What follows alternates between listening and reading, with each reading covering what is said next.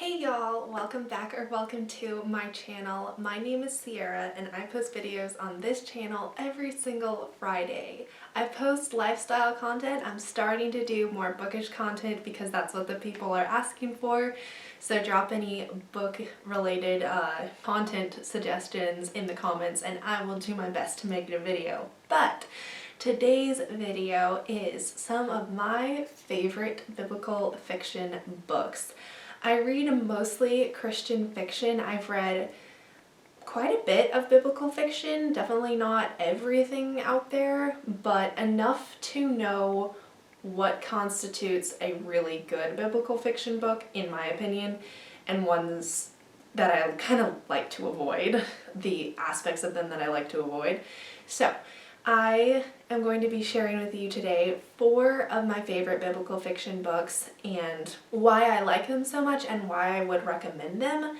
These might not be for everyone. I know that some of the things that I require in a good book, other people don't really care about. Some of the things that aren't important to me are important to others. So this is completely subjective. Just remember that while watching it. But I, myself, encourage you to read the 4 books that I am going to be sharing with you today. The first book is Counted with the Stars by Connilyn Cossette. I'm currently reading another Connilyn Cossette book at the moment and I am just so in love with her writing style. It's so beautiful and it just captures the story so well. I have many good things to say about her writing because I'm currently reading one of her series at the moment. This book is about an Egyptian woman who ends up traveling out of Egypt with the Israelites during the Exodus, and part of the reason I love this story so much is because it comes at the Exodus and Hebrew culture from a completely different perspective. A woman who knows basically nothing about the Israelites except that they were slaves in Egypt for hundreds of years. And so we get to learn a lot about Hebrew culture, Hebrew language, and the events of the Exodus and like why they were so important.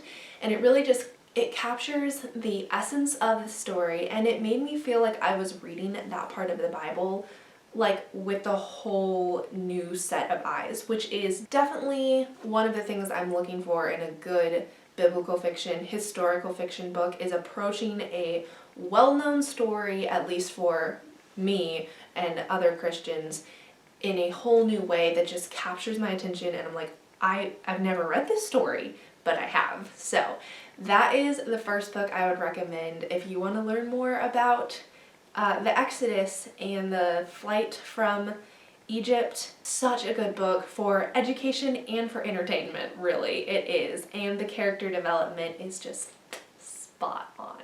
I really love Connilyn Cossette, I really do.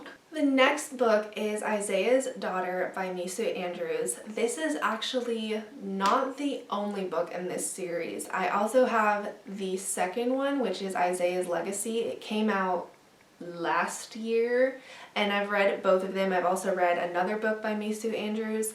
I learned after the fact that both Connilyn Cossette and Mesu Andrews, for some of their books, have the same agent, which is not surprising considering that I like both of their writing styles very much. I'm not surprised that they have the same agent. This book is about the prophet Isaiah and one of his fictional, of course, adopted daughters and her basically rise from being a peasant girl to a princess. I learned so much about the history of Judah while reading this book. It was eye-opening, just let me tell you. It was truly, truly eye-opening.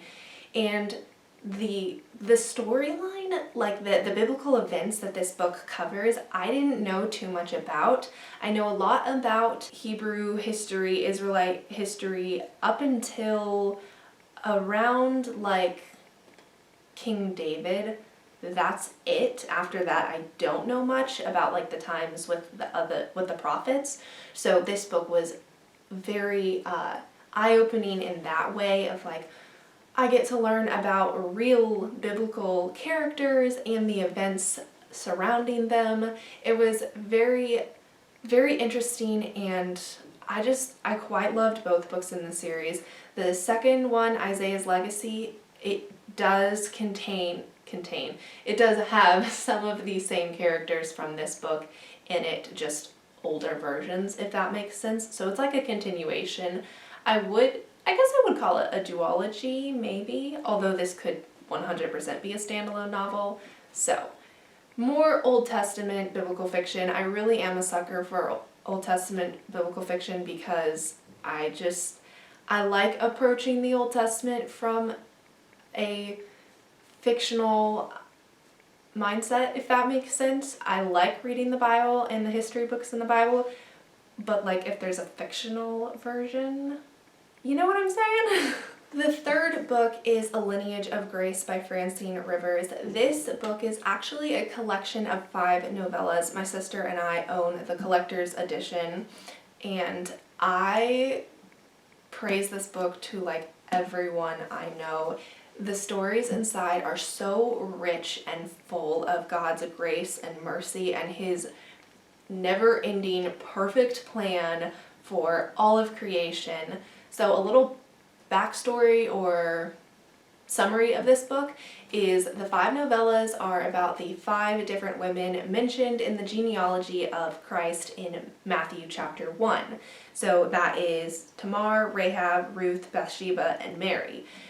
I knew I knew all of those stories before reading this book, but I found out so much more through reading it. That is just a common theme whenever I talk about historical fiction, is I knew something about it before I read it, but I learned so much more when I read it, you know what I mean? Definitely, I've read this, the collection in order twice now, and each time I just come away going like, they had no idea that God had such a plan in their life. Like, what's God doing in my life that I have no idea is part of such a grand plan? You know, like, no woman in the Old Testament knew if she was going to be part of the lineage of Christ. Like, you know, it's quite a good reminder. And this book, the collector's edition, I don't know if they're included in the novellas, like, that are sold individually, but at the end of each one in here is like a little study guide and kind of like background to the story that is quite interesting, and you can just like go dig deeper, if that makes sense. And I have read those and like kind of used them as little devotionals before. I like a lot of Francine Rivers' writing. I've read all of her books and I like most of them. I could do a whole video on Francine Rivers and breaking down her books because some of them are really good and some of them just weren't my cup of tea.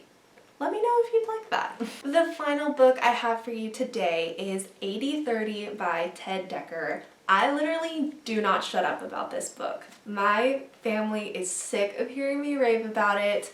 I tell like almost all of my friends about it. I know I've talked about it in other videos before. It made my 2020 favorites list. And like, it just takes a lot for a book to be like top-notch 5 stars for me. This book just did it. Okay, so funny story about this book. I got it for 50 cents at a thrift store. Like, who knew such an amazing story could be 50 cents? It was. I loved it so much. I went out and got the second book in the series for more money than 50 cents, but it was just so good. And this book definitely does function as like a duology with the second book in the series, AD 33.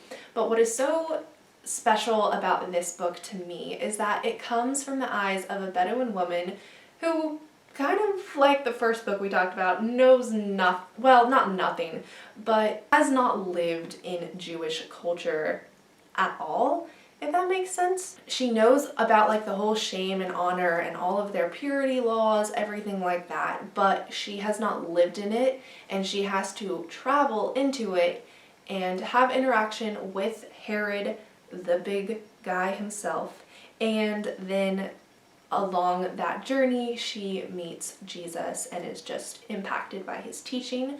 This book goes through the first year of his ministry, and then AD 33 goes through Jesus' crucifixion and resurrection and just ties it up very well. There is there is romance in these books, but it is not the focal point. Like that's sometimes where I draw my line with, is this biblical fiction book good or not? If it focuses too heavily on romance, I feel like that is not the point of the Bible. Yes, obviously, like I love romance books, of course I do, but when we're going to be focusing on a biblical story, biblical characters, whether they actually existed or not, I feel like the point, especially if we're going to be reading about Jesus's ministry, the point should not be entirely focused on romance. It should be focused on the saving power of Jesus. That's my little rant. You can completely disagree, but I look for that when I'm looking for a book that stands out, is that it's not all about who ends up with who, it's about how the character ends up with God. So, those are all the books I have for you today. I have more biblical fiction books. I have historical fiction books. I'd love to do more favorites videos like these, like favorite historical fiction, favorite classics. Let me know if you liked this, if you want to go read these books now. I'll try and link all of these books from Amazon or the cheapest place I can find them for y'all in the description, so you can check them out. Let me know what your thoughts and if you've read these, and share some of my opinions, or if you disagree with me entirely. I'd love to know. Thank you so much for watching this video, and I will see you next week for whatever video that is. Until then, bye!